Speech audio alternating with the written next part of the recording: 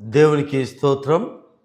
నేటి అనుదిన అరుణోదయ రక్షణ వాక్య సందేశం వింటున్నటువంటి ప్రేమైన దేవుని బిడ్డలారా, మీకందరికీ మన ప్రభువు రక్షకుడైన యేసు క్రీస్తు నామం పేరిట నా యొక్క వందనములు, శుభములు మీకు తెలియజేస్తుంటున్నాను.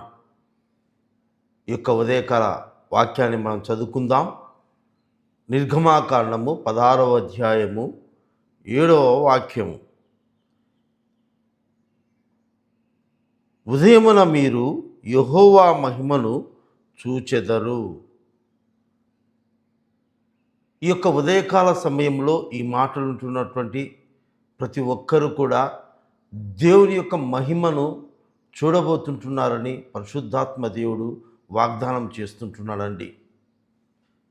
ఈ వాక్యాన్ని మనం గమనించినట్లయితే, ఇశ్రాయేలీయులు ఐగుప్తు దేశంలో బానిసత్వంలో ఉన్నప్పుడు వారి యొక్క ఆశలు, వారి యొక్క ఆలోచనలు అన్నీ కూడా నిరాశ చెంది ఉన్నారండి. ఇంకా మమ్మల్ని ఎవరు కాపాడలేరు, మమ్మల్ని ఎవరు కూడా ఈ బానిసత్వం నుంచి, ఈ బంధకాల నుంచి, ఈ బలహీనతల నుంచి, ఈ సమస్యల నుంచి మమ్మల్ని ఎవరు విడిపించలేరు. ఇంకా మేము, మా పిల్లలు అందరం, మా కుటుంబం అంతా కూడా ఈ ఐగుప్తులోనే, ఈ బానిసత్వంలోనే, ఈ బంధకాలలోనే మేము ఇంకా అందరం కూడా ఇక్కడే గతించిపోవాలా మా జీవితాలని నిరాశ చెందినటువంటి హృదయాలతో వాళ్ళు దుఃఖపడుతూ, ఏడుస్తూ, బాధపడుతున్నటువంటి పరిస్థితులలో దేవుడు వారిని జ్ఞాపకం చేసుకొని ఆ యొక్క ఐగుప్తులో నుంచి ఆ యొక్క ఇజ్రాయెల్ ప్రజలను విడిపించుటకై వాళ్ళ ఇజ్రాయేల్ కన్నుల ఎదుట దేవుడు 10 అద్భుతాలను జరిగించి ఐగుప్తులను బాధించి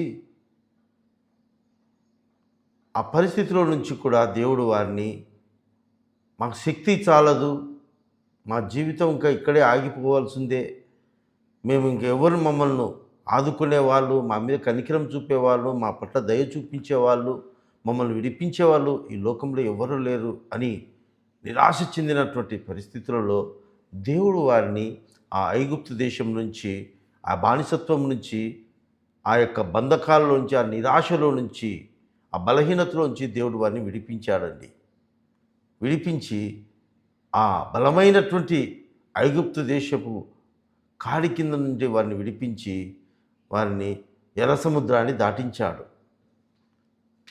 ఇక్కడ దేవుడు వారి ఎదుట ఎన్నో అద్భుతాలు చేశాడండి. ఎన్నో ఆశ్చర్య కార్యాలు జరిగించాడు. దేవుని యొక్క మహిమ కార్యాలను ఐగుప్తు రాజైనటువంటి ఫరో చూసి భయపడి, ఇశ్రాయేలు దేవుడు శక్తి కలిగిన దేవుడు, మహిమ కలిగిన దేవుడు అని ఆ యొక్క ఇశ్రాయేల్ ప్రజలను తన యొక్క దాస్యం నుంచి వారిని భయపడి పంపించేసి, ఇదిగో మీ దేవుని నుంచి మమ్మల్ని రక్షించు, కాపాడని చెప్పి మోషే, అహరోను దగ్గర మొరపెట్టుకొని ఆ రీతిగా వారిని విడిపించాడు. ఇశ్రాయేల్ ప్రజలు ఆ రక్షణను కనులారా చూశారండి.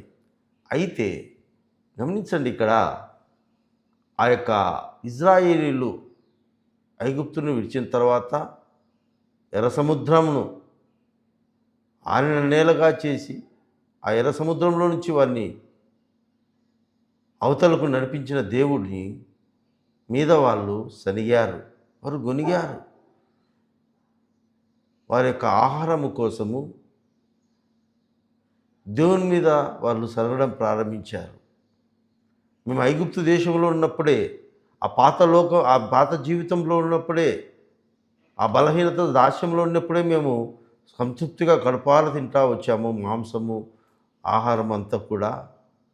మీ మాట నమ్మి మేము ఇట్లా రావడం ద్వారా మాకు ఇప్పుడు ఆహారం లేదని చెప్పి దేవుని మీద సనియారండి, గొనియారు. అయితే దేవుడు అంటున్నాడు, మీరు ఉదయమున నా మహిమను చూచెదరు అంటున్నాడండి.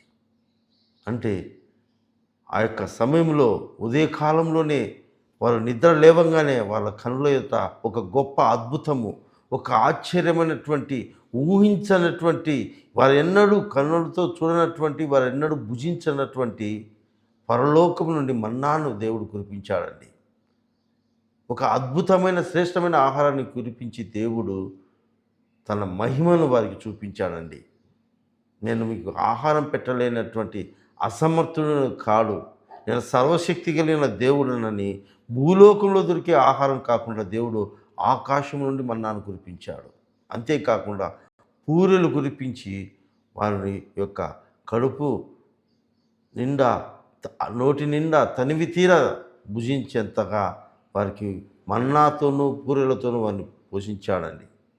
ఇక్కడ గమనించినట్లయితే దేవుని యొక్క ప్రేమ మనకు కనబడుతుందండి. వారు కృతజ్ఞత లేని ప్రజలుగా దేవుని మీద తిరుగుబాటు చేసినప్పటికీ కూడా దేవుడు వారి మీద కోపగించుకోలేదండి. తిరిగి వారి మీద దయ చూపిస్తుంటున్నాడు. ఎంత మంచి దేవుడు అండి! అరే, మీరు కృతజ్ఞత లేని వాళ్ళు కదా, మీకు నేను ఇన్ని మేలులు చేసినా కానీ మీరు నన్ను మర్చిపోయారని చెప్పి దేవుడు వారి మీద కోపగించుకోలేదండి. తిరిగి వారి పట్ల దయ చూపించి ఆకాశం నుండి మన్నాను కురిపించి పూరెలు కురిపించి వాళ్ళని కడుపారా భుజించినట్లుగా వారికి దేవుడు పోషించాడు. ఈరోజు క్రైస్తవ జీవితంలో జీవిస్తున్న మనము కూడా యేసుక్రీస్తు ప్రభువుని నమ్ముకోకముందు, రక్షణ పొందకముందు, బాప్తిజం తీసుకోకముందు నా జీవితం సంతోషంగా ఉండింది, ముందు జీవితమే బాగుండింది. ఆయన నమ్ముకున్న తర్వాత ఎందుకు ఈ కష్టాలు, ఎందుకు నా జీవితంలో ఇన్ని సమస్యలు, ఎందుకు ఇన్ని సమస్యలు మా కుటుంబంలో, ఎందుకు ఇన్ని అవమానాలు, ఎందుకు ఇన్ని అనానుకూల పరిస్థితులు మా మీదే వస్తుంటున్నాయి? దేవుని నమ్ముకున్న తర్వాతే కదా మాకు ఇలాంటివి వస్తుంటున్నాయి.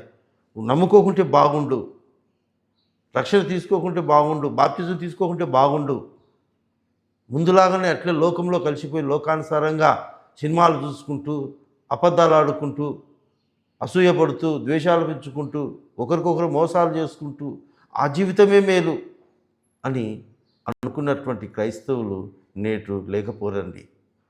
ఆ రీతిగా దేవుని మీద సనిగే వాళ్ళు నేటి ఈ మాటలు వింటున్నటువంటి ఈ కాలంలో లేకపోలేరండి.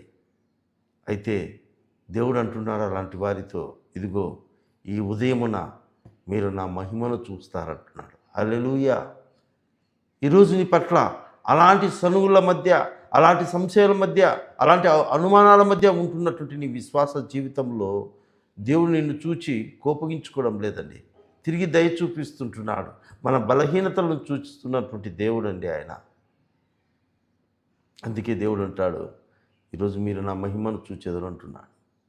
ఈరోజు నీ జీవితంలో ఏ సమస్య చేత బాధపడుతూ, ఏ కొదువ చేత, ఏ అవసరత చేత నువ్వు దుఃఖపడుతుంటున్నావో, బాధపడుతుంటున్నావో, దేవుడు ఈరోజు ఆ యొక్క అవసరాన్ని దేవుని కుటుంబంలో, నీ జీవితంలో తీర్చబోతుంటున్నాడు.